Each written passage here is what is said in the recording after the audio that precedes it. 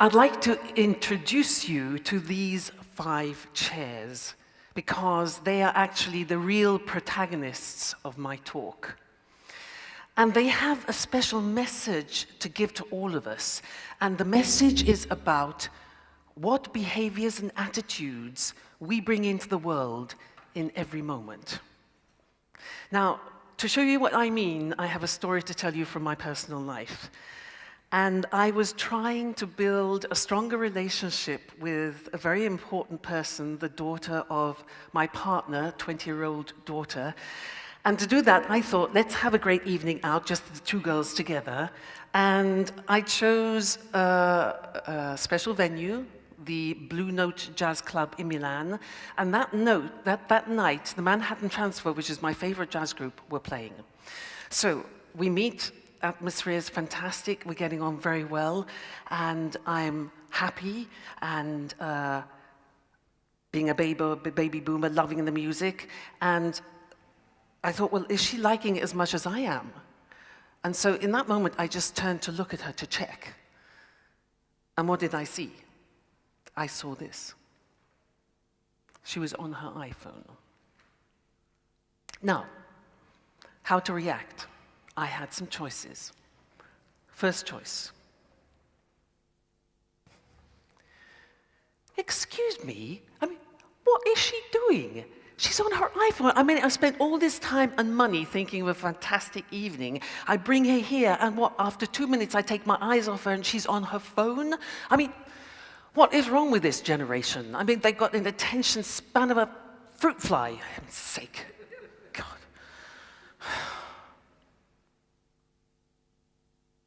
Choice number 2. This was a mistake. Why did I bring her here? I mean, she's bored. She's not interested. She doesn't like the music. What was I thinking? I mean, why should she like the music? I mean, this is stuff for baby boomers. She probably thinks she's spending the evening with a dinosaur. Oh, God. Choice number 3. Hold your horses. Count to 10. Take a deep breath. Don't jump to conclusions. You don't know what she's doing on her iPhone, so just relax. Take it easy. Have another drink. Choice number 4. Now, you know what's really important for me is that this evening together with it is special, that she feels that after this evening she can really open up to me, she can feel safe with me, and that I'm always an open door for her. That's what's really important for me. And I just hope it's going to happen. I just hope. Choice number 5.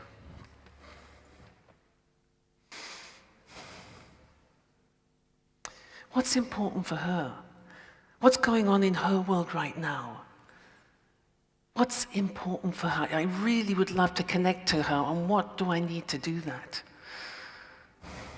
You know, I was having real problems trying to answer that question, and in that moment, she turned to me and she said, "Louise, did you know that this is the only Blue Note in the whole of Europe?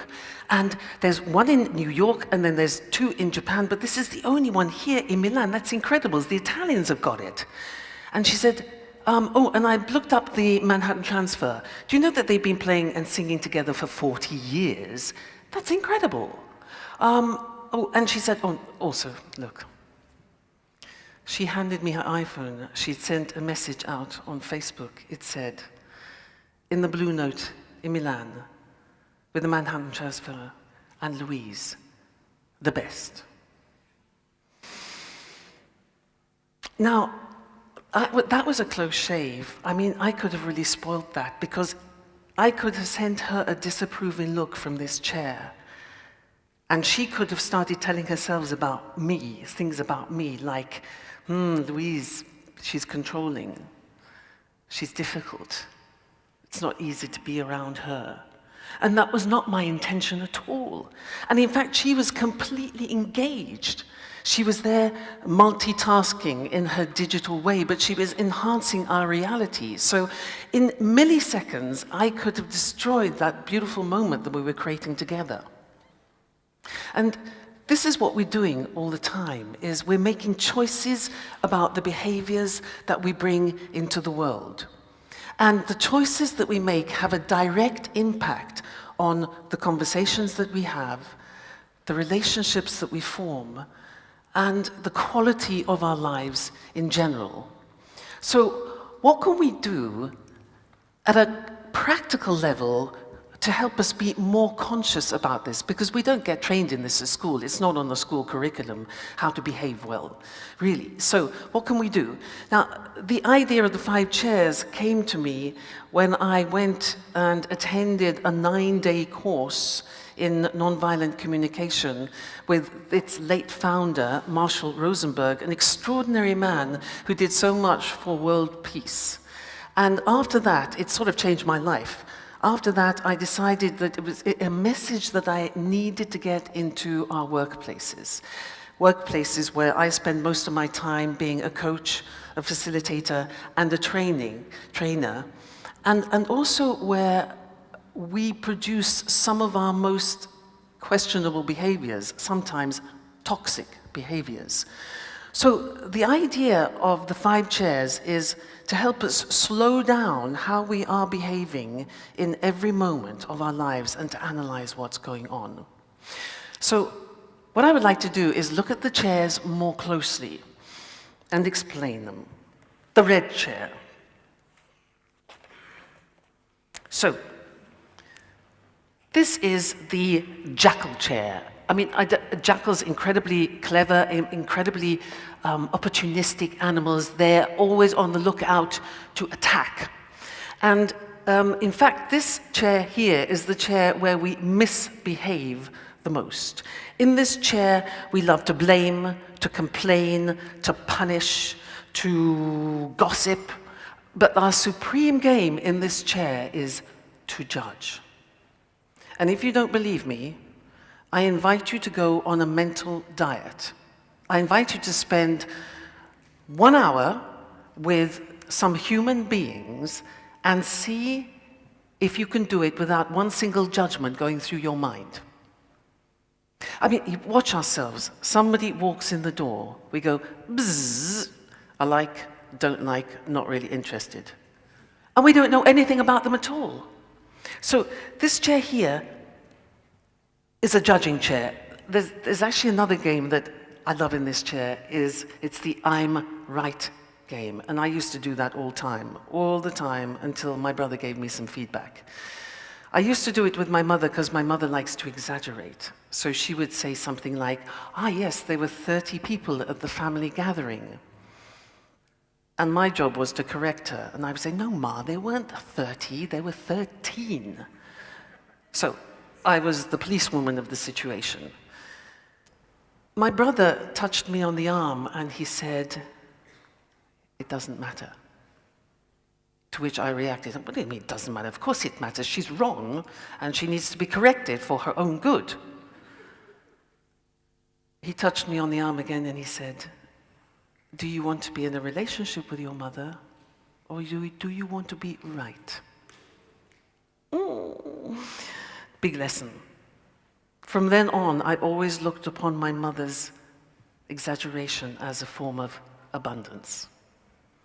So here, in this chair, what we tend to do is we tend to see what is wrong with other people rather than what is right. And Mother Teresa reminds us, the more we judge people, the less time we have to love them.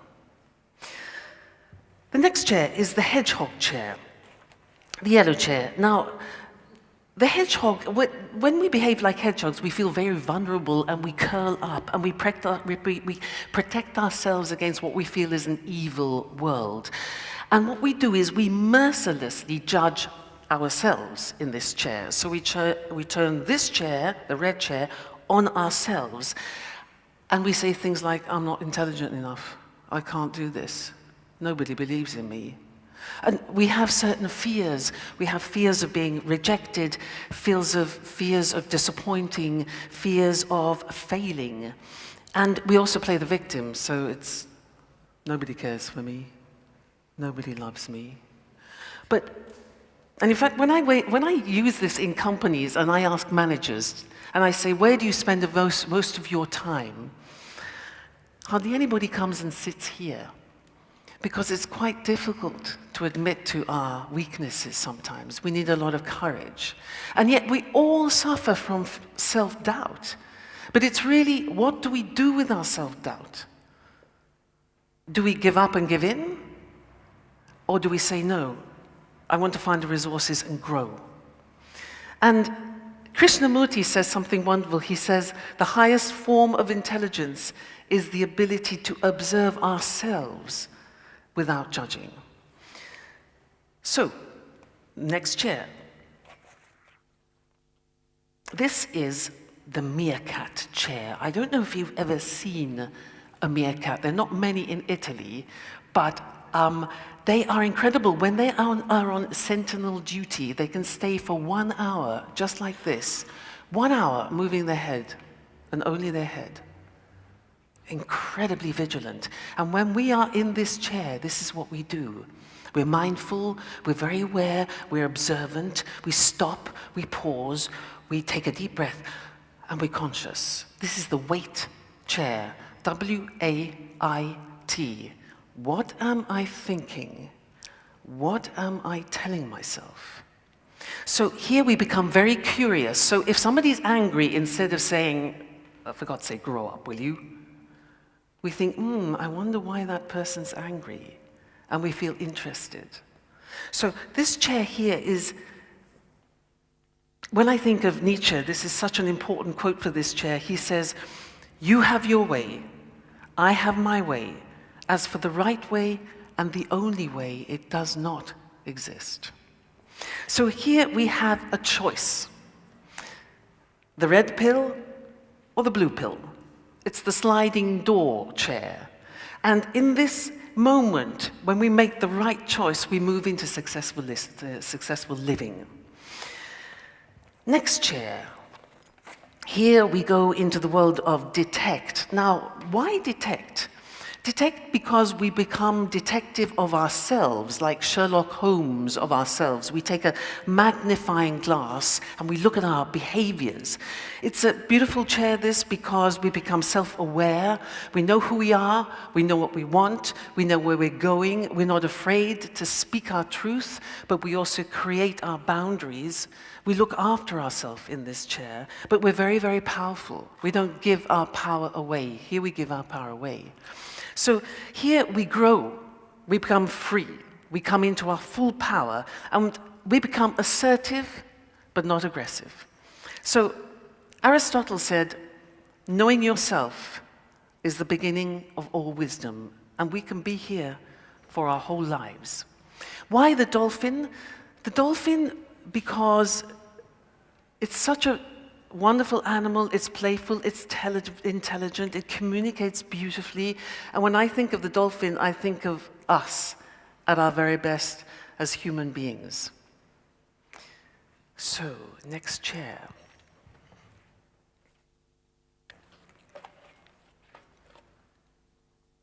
This is the giraffe chair. Very beautiful chair, very difficult. I don't know if you know, but the giraffe has the biggest heart of all land animals. It's that size. And not only does it have the biggest heart, it also has the longest neck. So it has incredible vision. And so when we are in this chair, we are displaying empathy and compassion and understanding. And in this chair, we put our egos on the back burner. And we listen to people. We hold people in our presence. And we care for them. And stepping into somebody else's shoes and understanding them is a great act of generosity. Abraham Lincoln once said, I don't like that man, I must get to know him.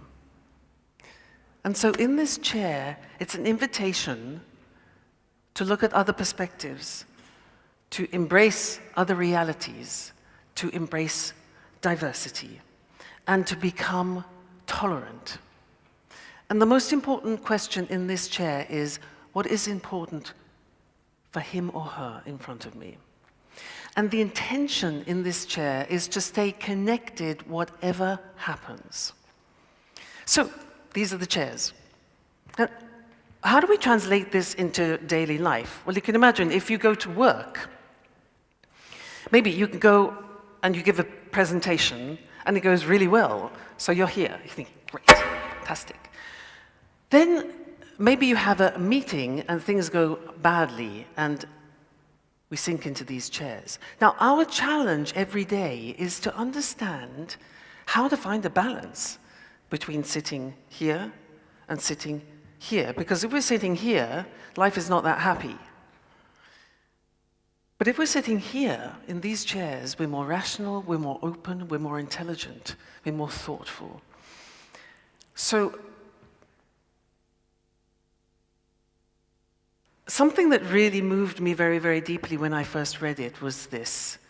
Viktor Frankl, in his book, In Man's Search for Meaning, said, "Everything can be taken from man, but one thing, the last of human freedoms, to choose our attitude in any given set of circumstances." This is so powerful.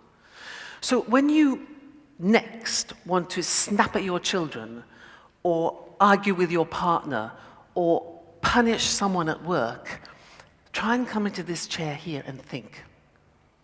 And if, by chance, you end up in this chair, which very often happens, can we find the courage to say, "I'm sorry," and make everything right again?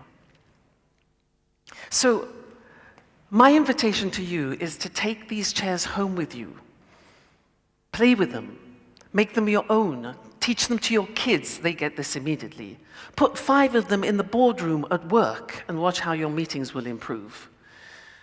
And the next time somebody presses one of your red buttons, just think. 5 chairs, 5 choices.